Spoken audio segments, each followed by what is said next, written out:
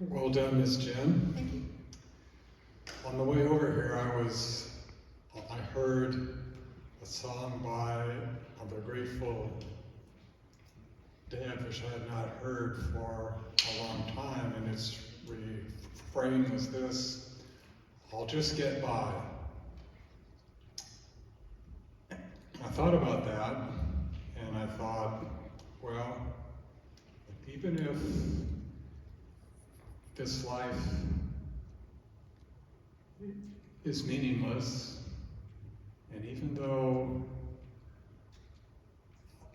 truth is relative, like, and even though I'm gonna live and then die,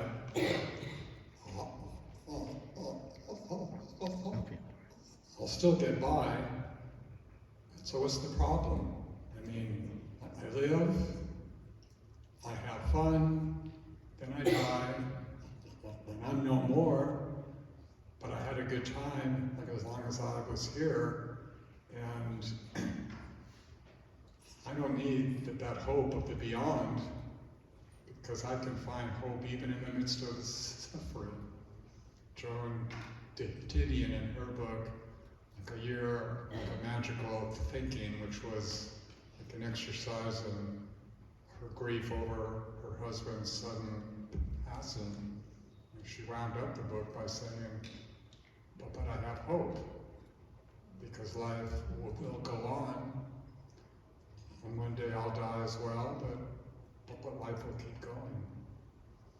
So what's the problem with framing existence in this way? My question to that would be, where is your hope coming from? And is that a sustainable hope? So the problem with postmodernists saying that it is enough to just live and die is the fact that they're ignoring the fact that there's so much suffering on this earth. There is an incredible amount of evil and of pain. And I think that's reflected a lot in today's society when we see a lot of people struggling with depression and suicide, because there's no real reason to move on. If you have no hope, if you have no transcendent meaning, then, as I've argued in my thesis, man-made meaning is so easily taken away. My question is, where does that postmodernist, or that, what is her name? I'm sorry. Joan Didion, who has since passed away, actually. My question is, where does she ground her hope in? Is that hope something that's transcendent and something that is stable and something that you can rely upon? Or is that hope grounded in something that's fleeting and that's passing? So the problem with postmodernism is the fact that they have no grounds, no basis, and no solid foundation for their hope. And when evil and suffering happens on this earth, why go on? They have no explanation for that. But I'm still here. You're still here? I'm still doing well. I just don't need this transcendent hope. But what if you're not doing well? That suffering is terrible. I weep over it. But the braver thing is to insist that there is no afterlife. And yes, this life is hard, but this is what we're called to do. And God, transcendent hope, it's just mythology. And the Holocaust, well, maybe as Theodore or Adorno said, we can't write poetry after the Holocaust, but we can still live. You can still live, but then what do you do with all of that evil and suffering? How do you live after knowing that millions of people have died for no reason at all? Postmodernists don't offer an explanation for all of the evil and suffering that goes on in this world. And you were saying, I think earlier, that we were called to do this, we were called to live, but there is no calling, because there's nothing beyond humanity. There's nothing beyond text and interpretation. So what do you do with that? There is no answer that's provided in postmodernism. Well, I don't want to prolong this, but I'm just going to say that suffering, it's like bad memories. You just route them into your existence, and you learn from them, and then you move on. But what if the suffering doesn't stop? Then you can't do anything about it. But you have no guaranteed hope for that. It's a circular thing. You just keep going. Excellent job, Ms. Jen. So has postmodernism infected the church? And if so, how? I believe in a lot of ways it has, just because of how deeply it's permeated our culture. For example, I think a lot of branches of Christianity have started moving away from the Bible being an objectively true source, and the Bible being God's word is one of the foundational premises of Christianity. Otherwise, we really have no basis for our faith. But again, there have been strands of Christianity that have moved away from the Bible being an objective source. And so I would say that is partially a result of postmodern culture infecting the church. Okay. So I'm sure that there are churches that hook, line, and sinker are not believing the biblical truth, but is it more insidious than that? That it's maybe just small portions of the Bible? So they're not, I think you would, if you were to go into a church and they would say, oh, this Bible, we're throwing it out. I mean, it would no longer cease to be a church, right? But is the infection a little bit more insidious than that? That it's not, they're not throwing away the entire Bible, but they're picking and choosing what is true or not. And I guess, can you speak a little bit to that? Is there,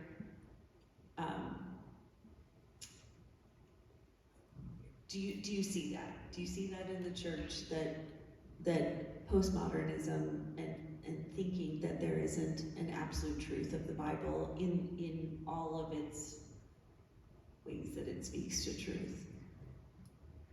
Are you asking me to find specific examples? Yes? Unfortunately, I don't have any specific examples. I was speaking as a more general. I did not find any specific denominations or churches. I'm sorry, I can't answer this fully. That's okay, no apology. What is, or how would you evangelize to a postmodernist? So, I think this is an interesting question because, again, there aren't many people who explicitly identify as postmodernists, but who already assume the basics of there is no absolute truth, that we should be tolerant of everybody because if there's no absolute truth, then you can't assert that you're true. You have your truth, I have my truth, it's all good. I think I would start by pointing out the illogicality, because people don't realize that saying that, well, you can have your truth, I can have my truth, none of these are truths. One of them has to be right in order to be the truth. And so I would start by pointing that out. And then I would also move towards the whole social justice thing, because a lot of people assume that being tolerant of others and overthrowing institutional structures will be good for a lot of minority groups. However, again, because you erase all basis for value judgment, you really have no ability to say that, hey, this is wrong, this is right. And so after I point out the illogicality and an impracticality of the postmodern worldview or assumptions, I would go in and say, however, Christianity offers solutions to all of this. Christianity provides an objective basis as to why we should care for other people, because Jesus cared for other people. Christianity has, again, objective hope. It has meaning. And even though you say you don't want meaning, what happens when you go through periods of long, long suffering? People can't come up to you and say, hey, you're going to get through this and everything's going to be okay, because you don't know that. You can't be sure. But Christianity says, this is sure because there's a Savior. He has come already. He has secured your salvation. You have to believe. But one day, there will come a day, for he will make all things new again. And there's where your hope comes from. So that's that's how I would do a basic evangelistic. Excellent. Last question. You said most people would not identify themselves as postmodernists. Correct. So what is postmodernism? Is it a religion? Is it a worldview? How would you categorize it? Postmodernism is a worldview at best. It is a very scattered movement. However, there has been general consensus as to what makes postmodernism, which I have defined in my narratio, which specifically is an incredulity towards meta-narratives, big stories, and a movement towards relative truth and morality. So it is very much a worldview.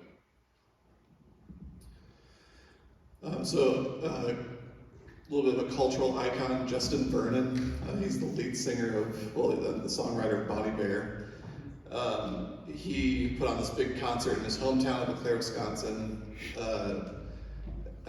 called the Eau Claire's Festival. And during his set, he stops and he says, I've given a lot of thought to whether there's something out there, I don't think there is. All there is us and the meaning we make, and a crowd of, tens of thousands of people erupt in applause. So why do you think these sorts of convictions are so attractive to people in our time? I think it arises from why postmodernism emerged in the first place. So postmodernism arose in reaction to modernism, which is this whole objective truth thing. Institutions are great. Postmodernism sees all the suffering that has been caused under this, and says, okay, these institutions, these meta-narratives, big stories that are presented by these institutions don't work. And as we move towards a lot of an individualistic culture where we want to define our own things, that's who we are as humans, we want control. And so postmodernism provides kind of this very handy excuse to say, okay, we don't need these institutions, we should reject these, we can create our own narratives, and those narratives will be better, because all of us will have our own, we have control over them. I would say a lot of that has contributed into postmodernism being such an influential philosophy. That's great, and you anticipated my next question, which was going to be what critiques from postmodernism are valid when it comes to modernism. So maybe you can expand a little bit more on that, though. Specifically, how far would you go with the postmodernists in critiquing modernism, and then where would you depart to? Because I expect you're not proposing that we re-adopt modernism wholesale. So how far can you go with the postmodernists, and where ought a Christian to depart? Absolutely. So postmodernism again, this rejection of traditional institutional authority, which I think to an extent is actually pretty valid, because tradition has often been used as a way to oppress people blindly, even though that tradition may not necessarily be right. But modernism would hold this tradition and say this is right because it's tradition, or because it's already established. And so postmodernism, I would say, is pretty valid in this. I think postmodernism, another thing with social justice and wanting to free oppressed groups that have traditionally been oppressed, I think that's great. However, again, as I've said, it doesn't do very well in that because it doesn't have any objective basis. So, with modernism, the interesting thing about postmodernism is that it's actually a logical extension of modernism's premises. Modernism is founded upon human reason can find objective truth. It has this naturalistic kind of perspective on things where, yes, maybe divine authority still exists, but really what we should focus on is humanity and this earth and basically just materialism in a sense. So postmodernism takes this and says, well, if you have materialism, if you have naturalism, then really there can be no divine authority or anything beyond that. So there's no transcendence if all that exists is humanity and human reason.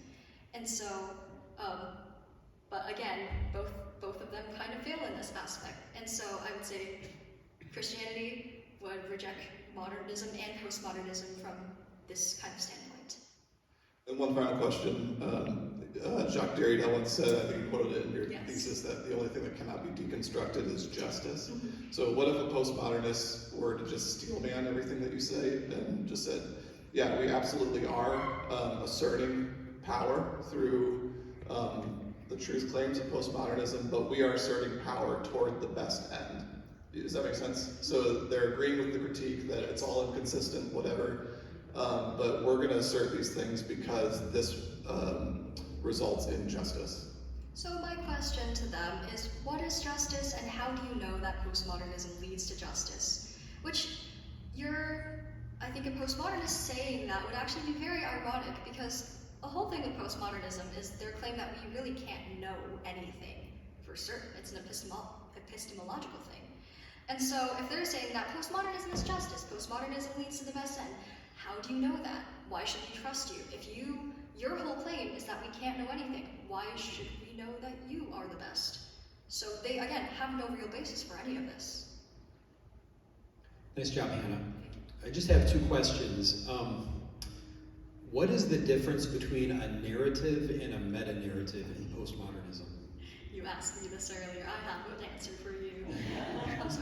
So, a narrative, well, I think you can distinguish between mini-narrative and meta-narrative. I'm not sure if mini-narrative is an actual term, but we'll roll with it. So, meta-narrative, again, is a comprehensive explanation of all of human existence based upon a universal truth, which essentially means it's true in all contexts, all times, all situations. For example, Christianity would be a meta-narrative because it asserts itself to be the absolute truth. It is always true. A mini-narrative, as postmodernists would actually agree with, is essentially a small truth or a small story. There's no connection to other stories. It's on its own. You can create it, and that's what postmodernism likes. Okay. So what if a postmodernist said, what we're saying about meta-narratives, that's our mini-narrative. So it's not so much that we're concerned about what other people think about meta-narratives or whatever, or what their meta-narratives are, just within our postmodern community, that incredulity towards meta-narratives, that's our mini-narrative that we live by. Would that evade your critique, or would it not? It actually wouldn't, because one of my main critiques is, well, I'm not sure if it's main, but it's one of my critiques, is that, so, okay, you're saying this. How do we know, I mean, if you are a mini-narrative, why should we trust you more than any other mini-narratives? You can't assert that you're an absolute truth, so why should we follow you in the first place? There's no real reason. And so, again, there's no way to know that you are there's no way to know if you're true in any sense, because you're saying that, well, we exist in our own little bubble. There's no reason to go into your bubble. Okay. So would you say that it's maybe even the nature of a mini-narrative that it's always trying to become a meta-narrative? In some sense, yes. Because again, with postmodernism, it claims that it's not an overarching thing, but it really is an overarching thing, which is the irony in it. Thank you, Hannah.